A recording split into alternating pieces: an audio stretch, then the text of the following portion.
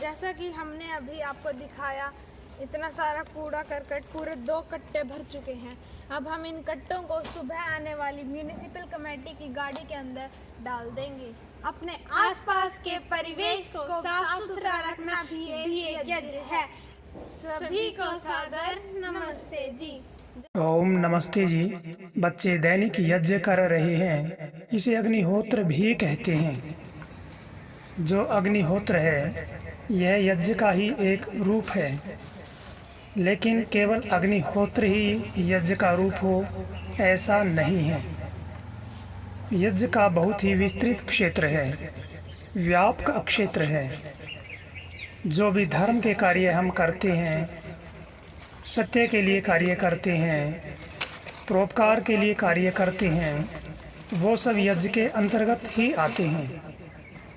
यदि सामान्य शब्दों में यज्ञ को परिभाषित करना हो तो हम यूँ कह सकते हैं कि इस संसार से छूटकर और ईश्वर की प्राप्ति करने के लिए जो भी शुभ कर्मों को हम करते हैं वो यज्ञ की कोटि में ही आ जाते हैं।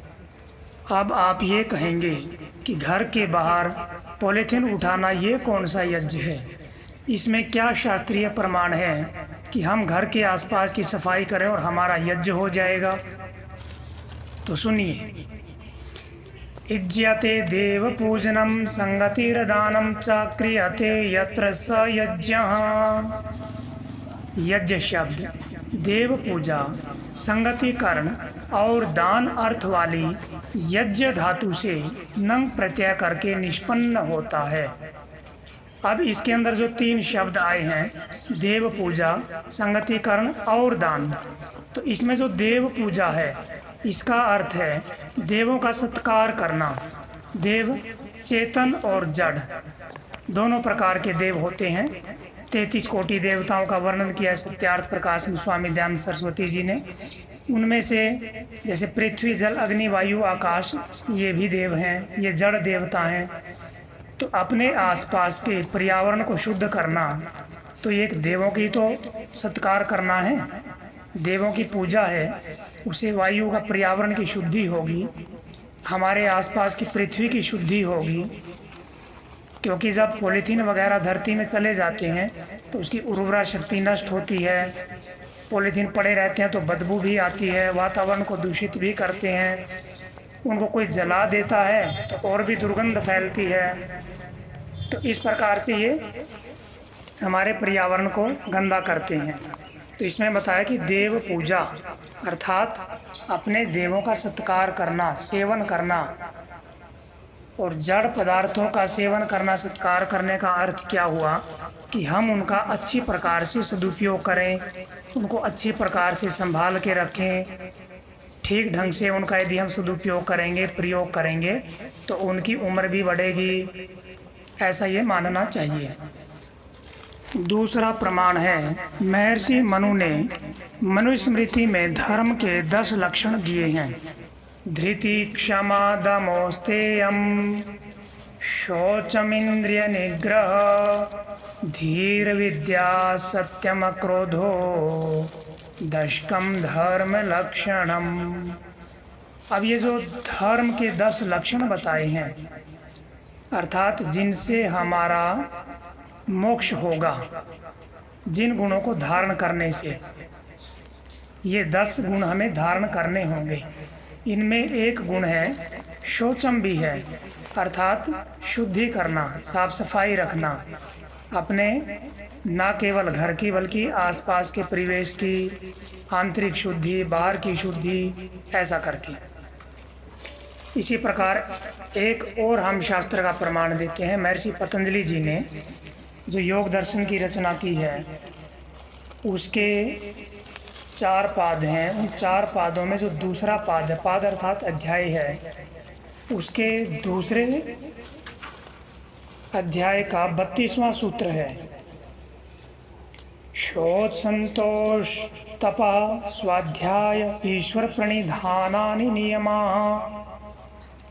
अर्थात शौच, संतोष, तप, स्वाध्याय और ईश्वर प्रणिधान, ये 5 नियम कहलाते हैं। तो हमें इन नियमों का पालन करना होता है। तो शौच का अर्थ क्या हुआ? शौच अर्थात शुद्धि। शुद्धि दो प्रकार की है, एक बाह्य और दूसरी आंतरिक। शरीर, वस्त्र, स्थान, पात्र, भोजन आदि को शुद्ध रखना और धन संपत्ति को न्यायपूर्वक उपार्जित करना, ये बाहर की शुद्धि है। अविद्या, मिथ्या अभिमान, राग द्वेष, काम क्रोध लोभ मोह आदि को दूर करना, ये आंतरिक शुद्धि है। तो इस प्रकार हमें दोनों ही प्रकार की शुद्धि का ध्यान रखना होगा, बाहर की शुद्धि भी और आंतरिक शुद्धि भी। एक और प्रमाण हम देते हैं। महर्षि स्वामी दयानंद सरस्वती जी ने एक ग्रंथ की रचना की है, लघु ग्रंथ है, आर्योदेशो रत्नमाला।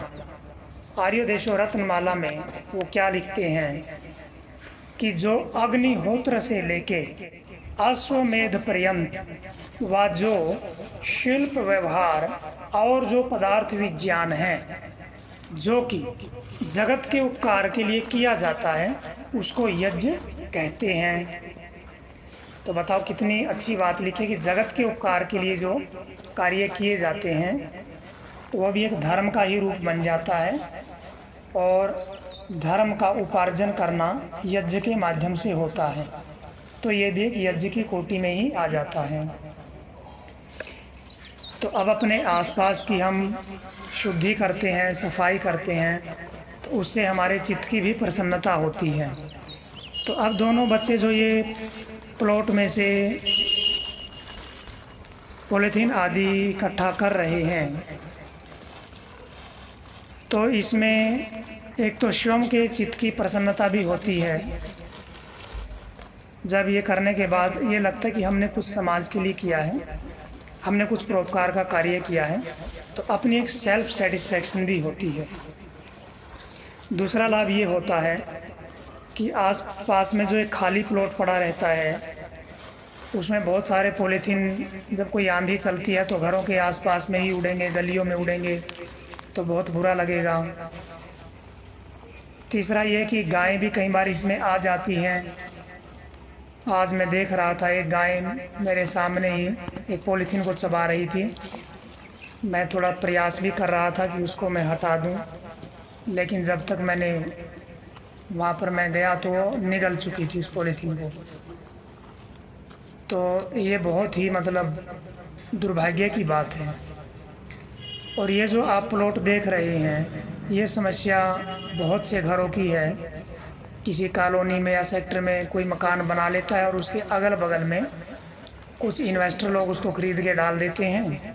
खाली प्लॉट, ना उसकी चार दीवारी करवाते हैं, न उसका भर्त करवाते हैं। वर्षा के मौसम में पानी से भर जाएगा, मच्छर होंगे, उसमें गंदगी फैलेगी, कीटाणु होंगे, तो दूसरा आसपास के जो लोग रह रहे हैं उनको परेशानी होगी। या फिर कॉलोनी के लोग उसमें कूड़ा करकट डालना शुरू कर देते हैं, ये भी एक समस्या है। तो उसके चार दीवारी ना रहने से, भर्त आदि ना रहने से, तो खाली पड़ा रहने से लोग बाग इसमें कूड़ा करकट पॉलीथीन आदि डालना शुरू कर देते हैं। तो ये एक समस्या है। तो ये समस्या हमारे सामने भी रही। हमने जब ये अपना घर बनाया आज से लगभग 6 वर्ष पूर्व, तो हमने बनाया बड़ी खुशी से, हम इसमें आए। लेकिन जब देखा पास का माहौल कि लोग बाग बहुत कूड़ा करकट डालते हैं इसमें, तो लेकिन हमने शुरू में प्रयास किया, 1-2 लोगों को कहा भी, लेकिन नहीं माने। हम म्यूनिसिपल कमेटी में भी गए, वहाँ कंप्लेन की, उससे भी समाधान नहीं हुआ। अंत में सब प्रतीक्षा करने के बाद हमने संकल्प लिया कि हम स्वयं ही इसको करेंगे। तो हमने लगातार 3-4 महीने इसमें मेहनत की। हर रोज़ हम इसमें आधा 1 घंटा देते थे और प्रतिदिन 2 बोरी भर करके हम म्यूनिसिपल कमेटी की गाड़ी में डाल देते थे। लेकिन 3-4 महीने के बाद यहाँ पर रहने वाले लोगों के चित्त पर भी इसका प्रभाव अच्छा हुआ और धीरे धीरे उन लोगों ने भी सहयोग करना शुरू कर दिया। आज लगभग 90% लोग इसमें कूड़ा करकट आदि नहीं डालते हैं और 10% तो संभावना हमेशा बनी ही रहा करती है। लेकिन फिर भी इसमें ये अनुभव हुआ कि अपने मन नहीं दुखाना चाहिए।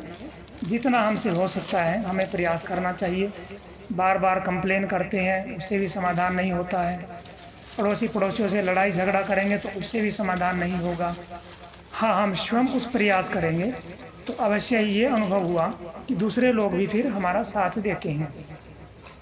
पढ़ा लिखा जो तबका है वो साथ में लगता है, और अभी यहाँ पर 3-4 लोग और भी हैं जो इसका सफाई का ध्यान करते हैं। इससे पहले की स्थिति, जब शुरू की स्थिति थी, तो वो भी आप देख सकते हैं। शुरू वाले तो फ़ोटो काफ़ी डिलीट हो गए हमसे, लेकिन ये कुछ फ़ोटो हैं, आप देखिए। इसमें इस प्रकार का ये प्लॉट रहता था, लेकिन अभी हमने काफ़ी इसकी साफ़ सफाई कर दी है। यदि आप अपने घर के आसपास, बाज़ार में, स्कूल में, खेल के मैदान में, सड़क पर चलते हुए, सिनेमा घर में साफ सफाई का ध्यान रखेंगे तो आपका एक प्रकार का यह यज्ञ ही होगा। धन्यवाद। सभी को सादर नमस्ते जी। जैसा कि आप सभी ने अभी देखा कि हमारे यहीं पे घर पास में है, और ये खाली प्लाट पड़ा रहता है जहाँ पर लोग कूड़ा करकट डाल देते हैं। तो बहुत सारे लोग यहाँ पर पॉलीथीन को डाल देते हैं, जिससे कि मिट्टी की एक तो उर्वरा शक्ति कम होती है, और कई सारी गायें इन्हें खा भी लेती हैं, जिनसे कि बहुत ज़्यादा हानि भी हो जाती है। जैसा कि हमने अभी आपको दिखाया, इतना सारा कूड़ा करकट पूरे 2 कट्टे भर चुके हैं। अब हम इन कट्टों को सुबह आने वाली म्यूनिसिपल कमेटी की गाड़ी के अंदर डाल देंगे। सारा काम सरकार ही करेगी, यह जरूरी नहीं है। हम सब नागरिकों की भी यह जिम्मेदारी बनती है कि हम भी थोड़ा काम करें, हम अपनी सारी जगह को साफ सुथरा रखें। अपने आसपास के परिवेश को साफ सुथरा रखना भी एक यज्ञ है। हम सब मिलकर स्वच्छ अभियान चलाएं, भारत को मिलकर साफ सुथरा बनाएं। नमस्ते जी, आप सभी का धन्यवाद।